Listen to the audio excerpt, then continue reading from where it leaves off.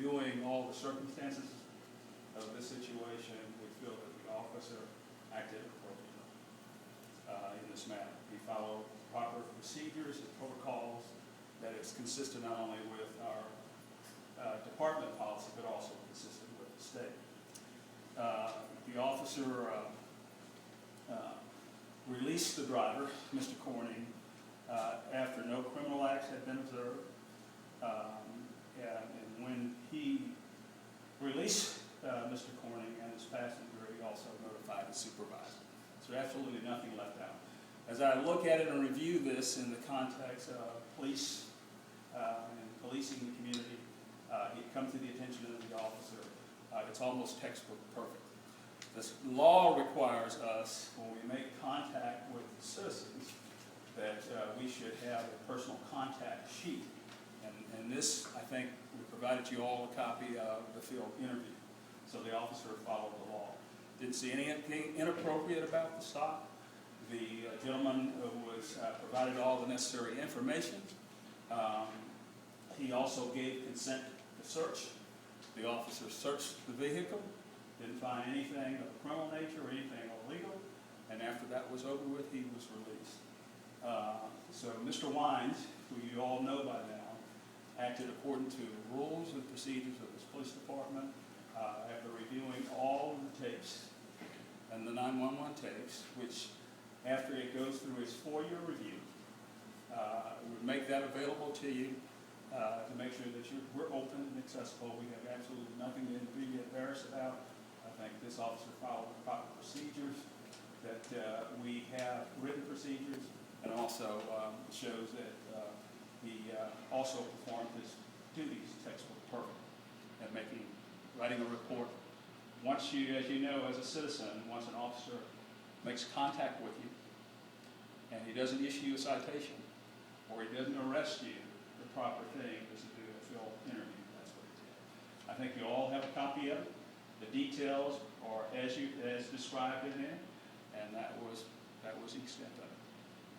I also want to invite you here. I'm going to be moving out. We have a dedication for our South Region office over in Divine. Starts at 3 o'clock today. Okay? With it? Yes. Even though we got, was that all you had to say? Yes. Even though we got a copy of the report, can you just give us a play-by-play in your words of what happened?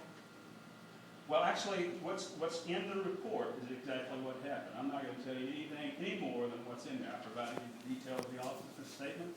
I think he was quite descriptive about what transpired, and that's about the extent of it. Was this on cemetery property or not? Because they say that it wasn't technically on their property. No, it was actually the act that came to the attention of the officer on the 26th of 1515 is the guy sped off when he saw the officer. So being an officer that's suspicious when an officer, somebody's, oh, you better go check it out. That's what we pay these guys to do because that's what happened in the neighborhood. I hope they check those things out. He did. And as he was going out, he radioed for help because he has a dog. He had to get in his car, so the guy had already taken out, and he was stopped somewhere on Wayne Street. Chief, can you tell us what these conflicting stories were?